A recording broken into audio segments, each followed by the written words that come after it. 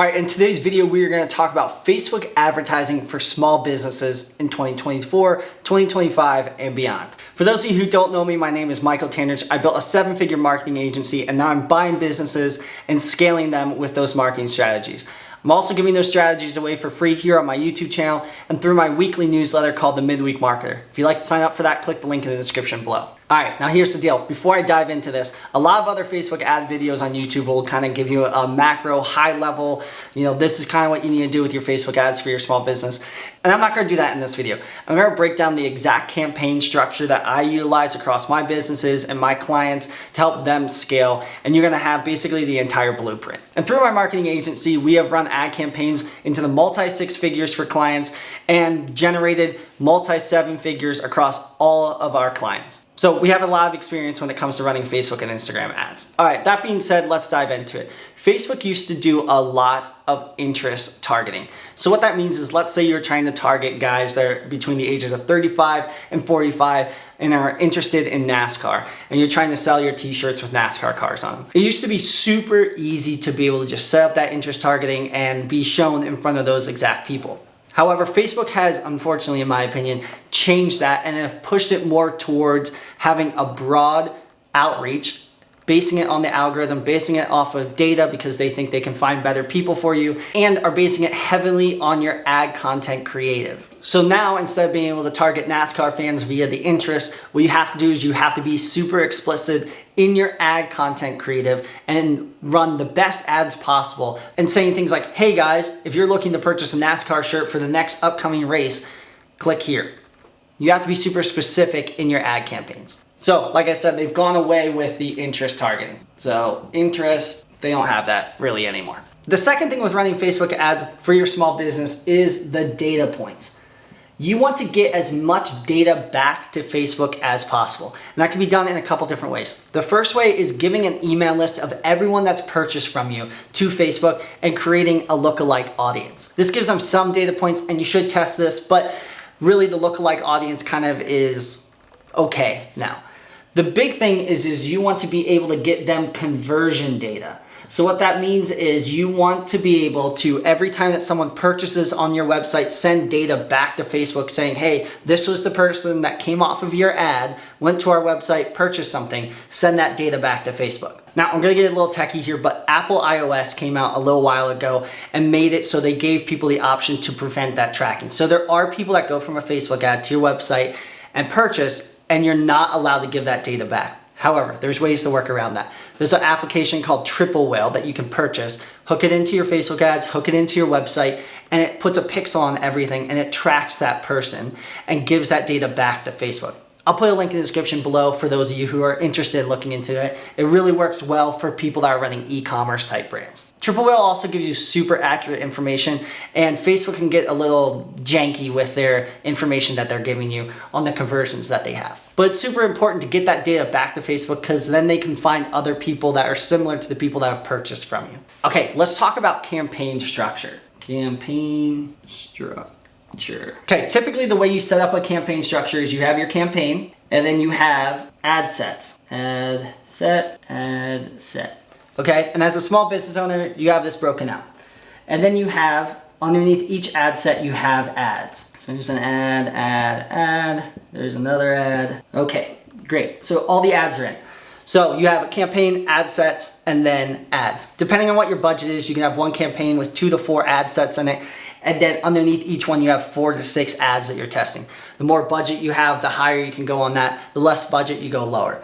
So if you have a lower budget, I would just test 2 ad sets and then 4 ads under each ad set. Now, the way targeting used to be on Facebook is you would have your ad campaign, and then you would have one ad set would be targeting those NASCAR fans that are between the ages of 35 and 45 that live in Alabama. And that would be your one ad set, and then you run a bunch of ads underneath that. Then the other ads that you would have would be a lookalike audience, and then you're running ads to that lookalike audience of people that have purchased from you in the past. And like I said, that used to work really, really well. But what's working now is you have your ad campaign set up, and then you have your ad sets, but both the ad sets are set to broad. So basically anyone living in the United States that speaks English, and then I would select your placement too. So just have it show up in Reels, Facebook videos, in the newsfeed, that type of stuff. I wouldn't have it show up on the side or anything like that. And then each ad set would be focused on a specific creative type. So what that means is graphics would be one. So all the ads would be a specific graphic.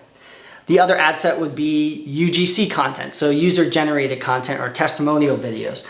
You could have another one that's like carousels.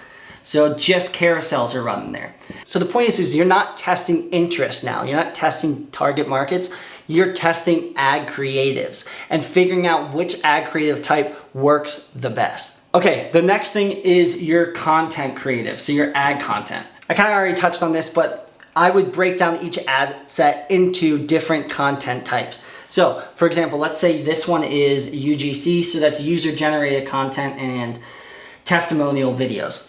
So what I typically do with my businesses or my clients is we try to reach out to clients that have purchased and get them to do videos. So they like literally take a video like this and they're like, hey, I really enjoyed this product or service and this is why, this was my experience with them, etc.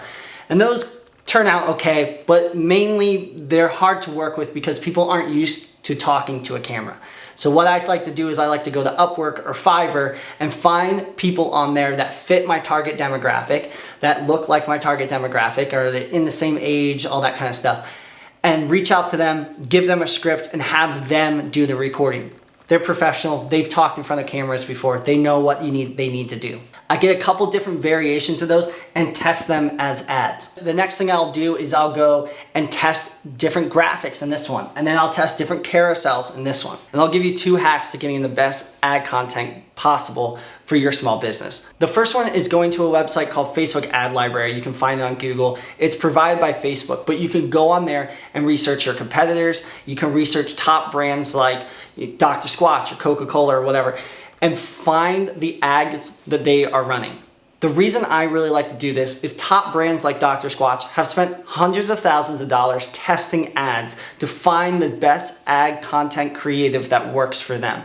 And all you need to do is go there, find the ad content creative, and create similar ones for your business. So if you go to one like Dr. Squatch and you find that in a lot of their videos, they have a big explosive thing like a can of paint falling and exploding, and then they get into their pitch, do that with your videos. Like I said, they've already done the research. They've already put the money and effort in. All you're doing is replicating it and saving hundreds of thousands of dollars at the same time. The second best way of coming up with ad content creative to run in your ads is to do your research on Facebook Ad Library, see what people are doing, all that kind of stuff, but also taking reels and videos and putting them on Instagram and seeing which ones get the most likes and the most views. It's fully free to do that. It's fully free to test it.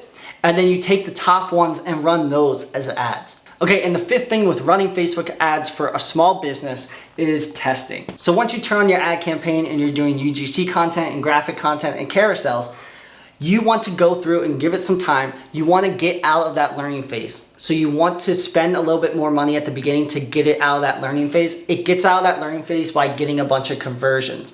So if you're not spending enough money and it's not getting out of the learning phase, it can't find the perfect people. Because essentially what it's doing is you're trying to get as many conversion data points back to Facebook and saying, hey, I spent a lot, here's a bunch of conversions, give me the best data back. And then in the testing, what you want to do is you want to go and see, okay, did this one bring in more money than this one did? Did this one bring in more money than this one did?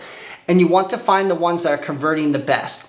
And then you want to go and do your research as to why they're converting the best. Let's say with this UGC content, you're selling NASCAR shirts, you have a guy on there with a bald head, and you have another one on here with a bald head, and you're finding those 2 ads are doing the best than the guys with long hair. So you cut the long hair ones out, and you create 2 more ads to test of guys with bald heads. Might be that. It might be, hey, I've done a specific opening for these 2 and a different opening for these 2. And I'm finding that these 2, the opening of that video is working really well. Great. Replicate that, create 2 other videos with the same opening and test those and rinse and repeat that process. It depends on your ad campaigns. It depends on your product or service that you're selling. But I would kind of give it about a few days to a week to make these type decisions. If you're selling a higher ticket item, it's going to take longer. But if you're selling a lower ticket item, you should be able to get these responses and these conversions a lot quicker. That was just in the UGC ad set. Do the same thing for the graphic one. Do the same thing for the carousel. Figure out why those ads are winning and replicate that winning formula. All right, so that's how you run Facebook ads for a small business in 2024 or in 2025.